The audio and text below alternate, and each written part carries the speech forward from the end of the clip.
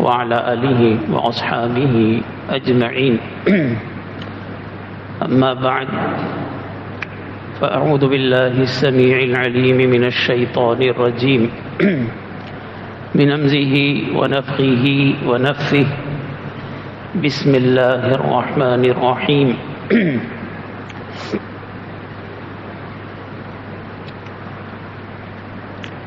يا أيها الذين آمنوا إن تنصروا الله ينصركم ويثبت أقدامكم۔ اللہ رب العزت نے قرآن پاک میں اہل ایمان سے خطاب کر کے ارشاد فرمایا یا ایھا الذین آمنوا، اے مومنو، ان تنصروا اللہ، اگر تم اللہ کی مدد کرو گے، ینصرکم، تو وہ تمہاری مدد کرے گا، ویثبت اقدامکم، اور تمہیں ثابت قدم رکھے گا، تمہیں مضبوط کرے گا۔ اگر تم نے اللہ کی مدد کی تو اللہ کی مدد تمہیں حاصل ہوگی، اللہ تمہیں ثابت قدم رکھے گا۔ اللہ کی مدد کیا ہوتی ہے؟ اللہ رب العزت کسی کی مدد کا محتاج نہیں، اسے کسی کی مدد کی ضرورت نہیں۔ یا ایھا الناس انتم الفقراء الی اللہ واللہ هو الغنی الحمید، اے لوگو تم سب اللہ کے محتاج ہو، اللہ کسی کا محتاج نہیں ہے، اسے کسی کی مدد کی ضرورت نہیں۔ لیکن اللہ نے فرمایا اگر تم نے اللہ کی مدد کی، یعنی اللہ کے دین کی مدد، اللہ کی مدد کا مطلب اللہ کے دین کی مدد، اللہ کے دین کی نصرت، یہ جب تم کرو گے تو پھر اللہ کی مدد حاصل ہو۔ اللہ کی مدد ایسے ہی حاصل نہیں ہوگی کہ ہم اللہ کے دین کی مدد نہ کریں اور یہ توقع رکھیں کہ ہمیں اللہ کی مدد حاصل ہوگی اور مشکلات میں، پریشانیوں میں ہمیں اللہ ثابت قدمی عطا فرمائے۔ ایسا نہیں ہوتا۔ موجودہ حالات آپ کے سامنے ہیں، مسلمانوں پر کس قدر مشکلات آئی ہیں، وہ مصائب کا شکار ہیں، پریشانیوں کا شکار ہیں عالمی سطح پر۔ تو اس کی بڑی وجوہات ہیں۔ یہود و نصارہ کی اسلام دشمنی وہ اپنی جگہ، یہ بھی ایک بہت بڑا سبب۔ اسلام دشمنوں کی سازشیں وہ اپنی جگہ، لیکن خود ہماری بھی اس میں کمی اور کوتاہیاں ہیں۔ ہمیں ان کوتاہیوں پر نگاہ رکھنی ہے، نظر رکھنی ہے اور ان کو دور کرنا۔ قرآن کی یہ آیت ہم سے یہی تقاضا کرتی، اللہ کی مدد تمہیں حاصل ہوگی جب تم اللہ کے دین کی مدد کرو گے۔ اللہ کے دین کی مدد کیا ہے؟ اس کا پہلا مرحلہ وہ یہ ہوتا ہے کہ ہم اپنے قول سے، اپنی زبان سے اللہ کے دین کی مدد کریں، اور وہ یہ ہے کہ ہم اللہ کے اس دین کی دعوت دیں، اس دین کو پھیلائیں، عام کریں، لوگوں تک اللہ کے دین کو پہنچائیں، اور وہ فہم لوگوں کو دیں جو فہم کتاب و سنت کا حقیقی فہم ہے۔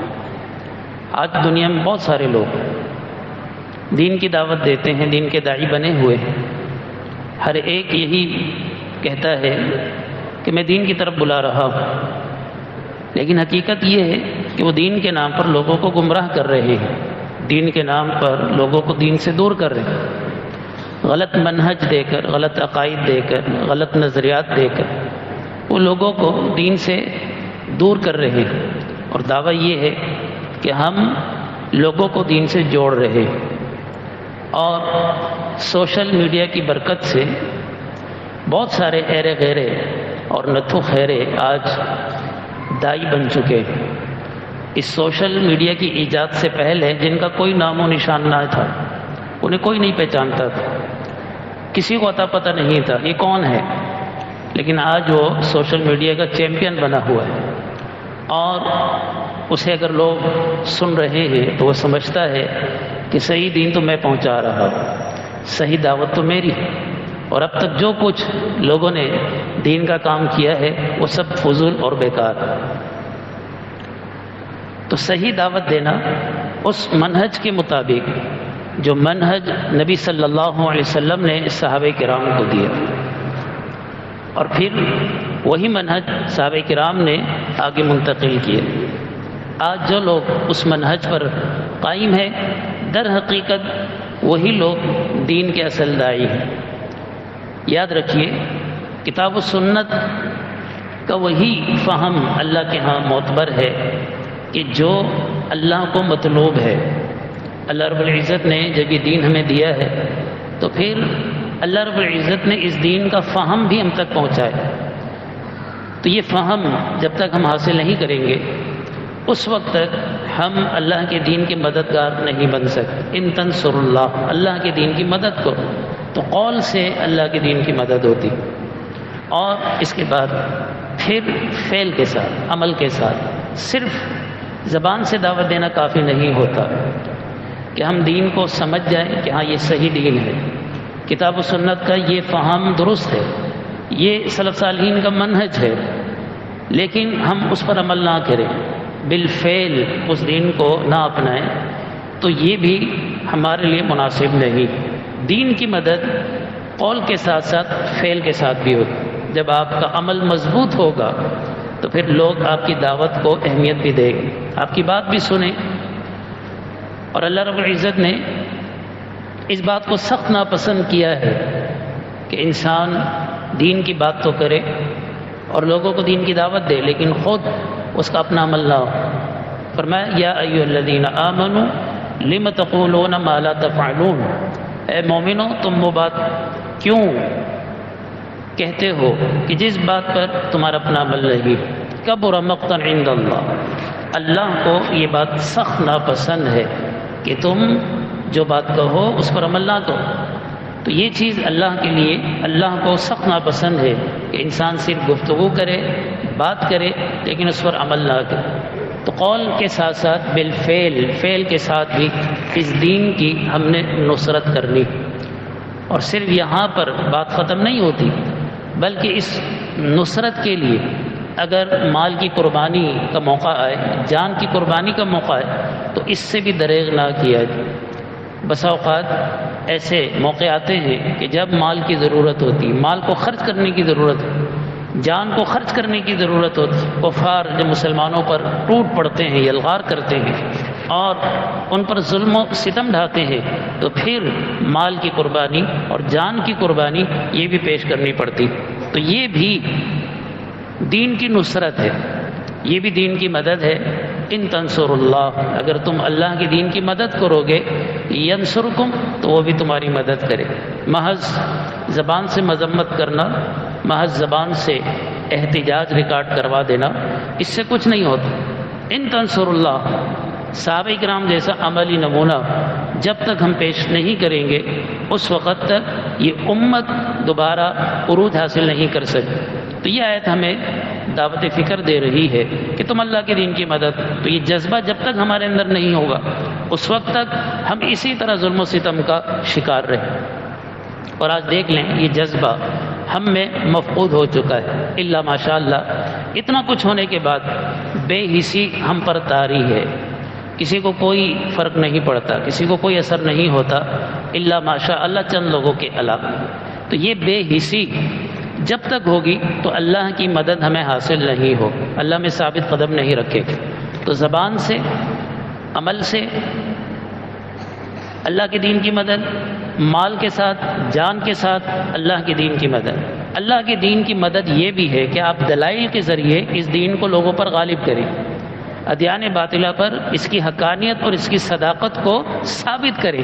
یہ بھی اللہ کے دین کی مدد ہے کہ ایسے دلائل لوگوں کو پیش کیے جائیں کہ جس سے اسلام کی سچائی لوگوں پر واضح ہو جائے۔ یہ بھی اللہ کے دین کی مدد۔ پھر اللہ کی مدد حاصل ہو۔ اللہ کی مدد کیا ہے؟ اللہ کی مدد دنیا میں بھی حاصل ہوتی ہے کہ اللہ رب العزت مدد کے لیے اسباب مہیا کر دے گا، جن سے مسلمانوں کے مسائل دور ہو جائیں گے، پریشانیاں ختم ہو جائیں گی۔ ایسے اسباب اللہ تعالیٰ مہیا کر دیتے ہیں ہر میدان میں۔ اور پھر جہاد کے میدان میں فرشتوں کا نزول بھی یہ اللہ کی مدد ہے۔ اور کتاب و سنت کو اگر آپ پڑھیں دیکھیں تو فرشتوں کا نزول مسلمانوں کے لیے کئی بار ہوا، فرشتوں کے ذریعے اللہ نے مسلمانوں کی مدد، تو یہ اللہ کی مدد ہوگی دنیا کے اندر، اور اللہ کی مدد آخرت میں بھی ہوگی، اللہ کی مدد آخرت میں بھی حاصل ہوگی، اور وہ اس طرح ہوگی کہ اللہ رب العزت آخرت میں جنت عطا فرما دے۔ یہ اللہ کی مدد کہ دین کی نصرت کرنے کی بنا پر دنیا کے اندر اب آخرت میں اللہ تعالیٰ اسے جنت کے اندر داخل کر دے، تو یہ اللہ کی مدد۔ وَيُثَبِّتْ أَقْدَامَكُمْ، اور تمہیں مضبوط کر دے۔ مضبوطی ایک تو یہ ہوتی ہے کہ دین اسلام پر مضبوط کر دے گا، دین اسلام کو جو قبول کر لے، سمجھ لے، پھر اس پر اسے مضبوط کر دے۔ یہ مضبوطی بہت ضروری ہے جسے استقامت کہا جائے، کیونکہ اس کے بغیر بھی ایمان انسان کا نامکمل ہے، اور اگر شک کا شکار ہو جائے، شکوک و شبہات اس کے دل میں پیدا ہو جائیں اسلام کے متعلق، تو ایسا انسان مرتد ہو جاتا ہے۔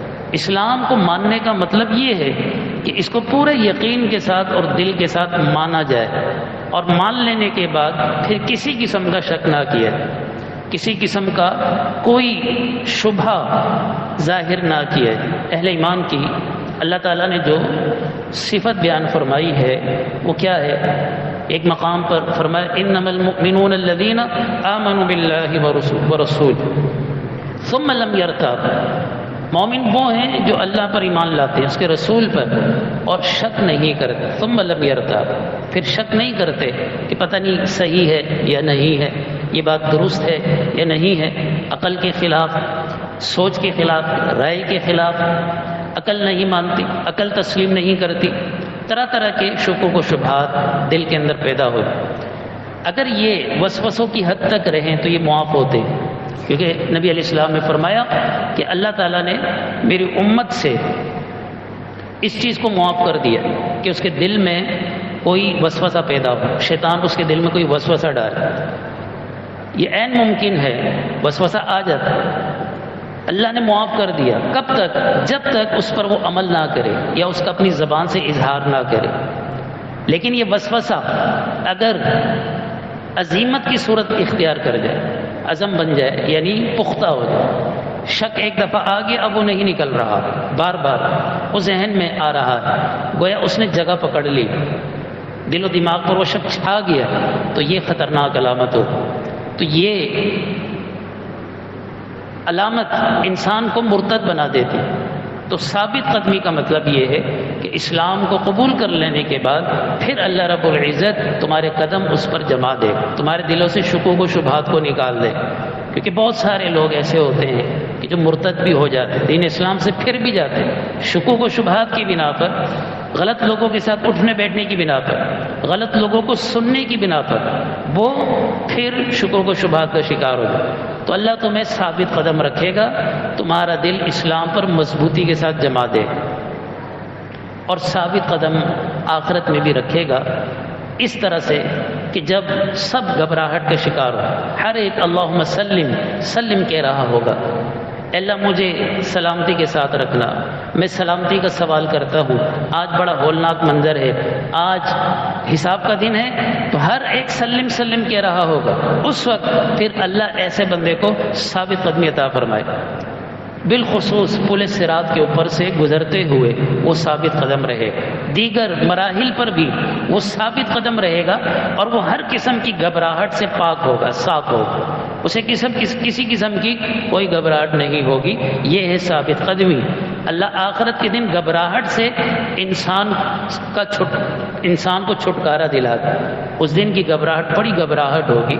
کتاب و سنت کے اندر ان مراحل کو بیان کیا گیا ہے کہ جن کو پڑھ کر انسان گھبرا جاتا ہے، پریشان ہو جاتا ہے، لیکن اس دن ایسا مومن بندہ جس نے اللہ کے دین کی مدد کی ہوگی تو آخرت میں بھی اللہ اس کو ثابت قدم رکھے گا، تمام مراحل بحسن خوبی طے کروا دے گا، اور بالآخر وہ جنت کے اندر داخل ہو جائے۔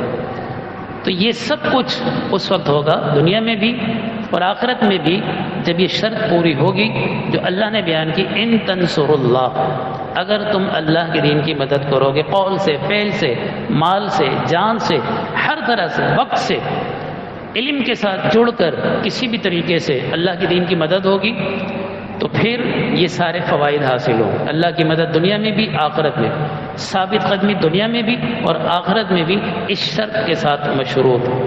تو یہ شرط ہمارے لیے بہت زیادہ اہم ہے، ہم اس پر جب تک عمل نہیں کریں گے تو اللہ کی مدد حاصل نہیں ہوگی، ثابت قدمی بھی حاصل نہیں ہوگی۔ آج ہمارے اندر یہی کوتاہی کہ ہم اللہ کے دین کی نصرت کرنے سے غافل ہو چکے ہیں، اور اس کی اہمیت سے ہم بالکل غافل ہو چکے ہیں، جس کی بنا پر اللہ کی نصرت اور مدد وہ ہم تک نہیں پہنچ رہی، ثابت قدمی ہمارے اندر نہیں ہے، بزدلی ہمارے اندر آ چکی ہے، وہن ہمارے اندر آ چکا ہے، کمزوریاں آ چکی ہیں، آواز اٹھانے کے لیے تیار نہیں ہے اگر مسلمانوں پر کہیں ظلم و ستم ہو رہا ہو، اس کی وجہ یہی ہے۔ تو جب تک ہم اپنے اندر اس جذبے کو بیدار نہیں کریں گے، دین کی نصرت کا مادہ اپنے اندر پیدا نہیں کریں گے، ہمارا یہی حال رہے گا۔